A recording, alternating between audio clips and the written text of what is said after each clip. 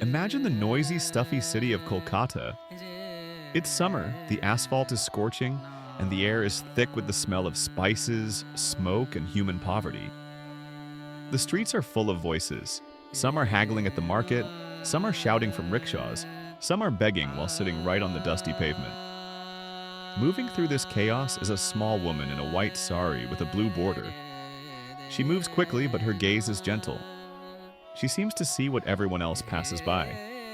In her hands is a basket with bandages and water, but in her heart is an unwavering determination. This is Mother Teresa. But back then, in those years, her name had not yet become a symbol. She was simply a woman who saw pain and could not look away. The foundation of her actions was not wealth, power, or guaranteed success. There was only the feeling that if she didn't approach that dying man on the pavement, no one else would. Her path is not a story of endless inspiration. It is a story of how every day she faced fatigue, doubt, and even irritation. But every day she got up again and went to where it was most difficult.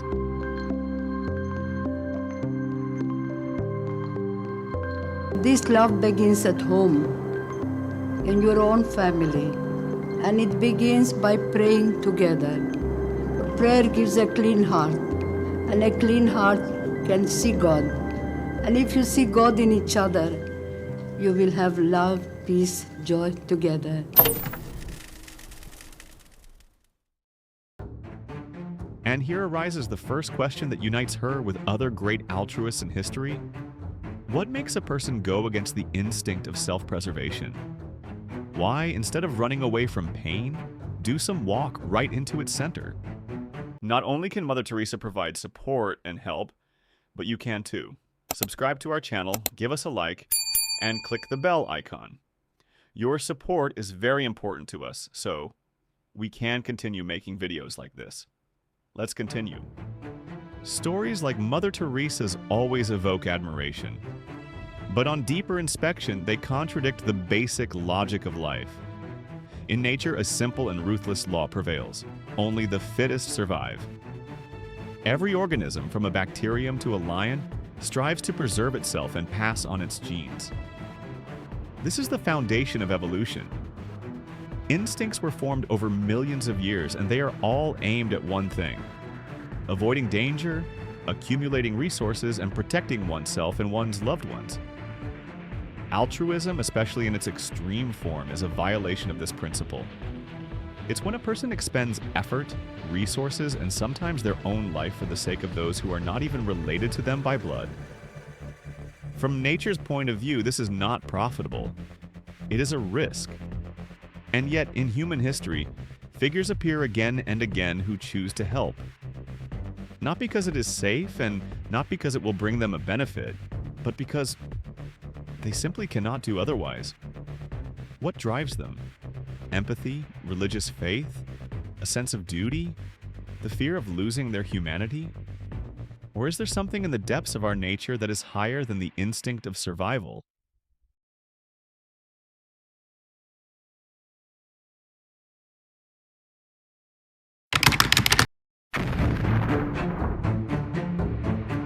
Winter of 1940. Europe is on fire. The black market is flourishing in occupied Poland, and the war is making some people poor and others rich. And among those who could profit stands a tall, confident businessman, Oskar Schindler. He begins the war like most pragmatic people. He seeks profit, connections, contracts. The Jews in his factory are cheap labor, a convenient business resource. But gradually, something changes in this cynical picture. He begins to see in these people not just working hands, but faces, stories, families. And at this moment, he faces a choice that goes against the instincts of self-preservation: to stay in the shadows and make a profit, or to risk everything he has for the sake of those whom the whole world had written off as doomed. In the beginning, everything looked like an ideal business. Schindler's factory produced enamelware for the army, brought in profit, and the Jewish workers received only the bare minimum needed for survival. But the war did not stand still. The ghetto in Krakow was emptied, its residents were deported to concentration camps. People disappeared by entire streets. And although Schindler could close his eyes, he saw, this was not just a resettlement, it was extermination. At that moment, his cynicism began to crack. First, small steps. He bribed officers to keep needed workers with him. Then, he falsified documents, attributed adult skills to children so they wouldn't be sent to death camps. With each passing month, the stakes grew. He spent more and more of his own funds, bribed higher-ranking officials. And at some point, it became clear that he was no longer a businessman. He was a player in a deadly game where thousands of lives were on the line. His famous list was not just a list of names. It was an act of defiance against a whole system working for extermination. Each name meant that someone would return home, someone would see the sunrise, someone would be able to hug their children. By the end of the war, Schindler had lost his entire fortune. He became a poor but free man. And those he saved became his true wealth. The story of Oskar Schindler leaves a strange aftertaste. We see a man who, it would seem, acted against basic instincts. Instead of protecting his own well-being, he chose to save others even at the cost of his own freedom and life.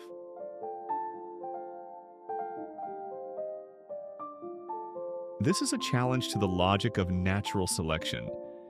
In nature, it's rare for one to risk everything for the survival of another. But it is in such actions that what distinguishes a person from the rest of the living world is manifested.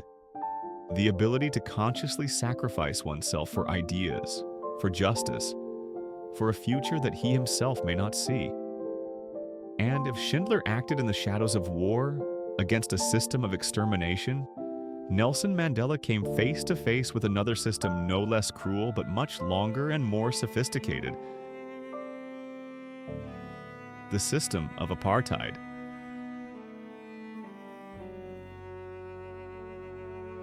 When we talk about altruism, we often imagine separate flashes of kindness.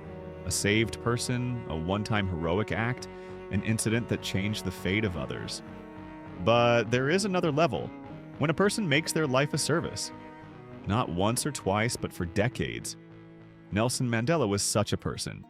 He was born in South Africa into a world where people were divided not by character or talent, but by the color of their skin. White people had everything: power, land, freedom. Black people had nothing but labor and limitations. This was apartheid, a system that legalized injustice. Most people resigned themselves. Some sought ways to simply survive. Others hoped that one day everything would change on its own. But Mandela went against the current. He understood. Freedom is not a gift, it must be won. His life became a long, exhausting resistance. 27 years in prison, almost 3 decades erased from his personal biography. But it was in this prison that the future president of a new, free South Africa was born. Mandela showed the world that altruism is not only about saving specific lives, as with Schindler. It is the ability to give up one's personal life for the lives of millions. When we talk about Nelson Mandela, it is easy to remember him as a politician, a president, a symbol of South African liberation. But behind this is a man who went through trials that could have broken anyone. 27 years in prison. Not just in confinement, but in conditions where every day tried to prove to him that he was nothing. A cell the size of a closet. Hard labor in stone quarries that undermined his health.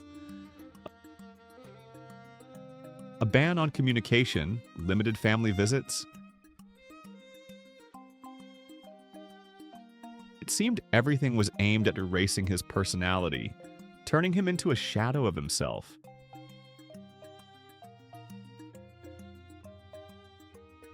And this is where what makes Mandela unique is manifested. He did not allow these circumstances to define who he was. He could have become embittered, vengeful, filled with hatred for his enemies. This would have been the natural, almost instinctive path. After all, human nature is to defend oneself, to respond to evil with evil. But Mandela made a different choice. He began to work on himself. Every day, even in his cell, he maintained inner discipline. He exercised, read, wrote, studied, but most importantly, he trained his heart. He understood, if he allowed hatred to possess him, then upon his release he would become another destroyer, not a builder. His strength was that he saw beyond his own suffering.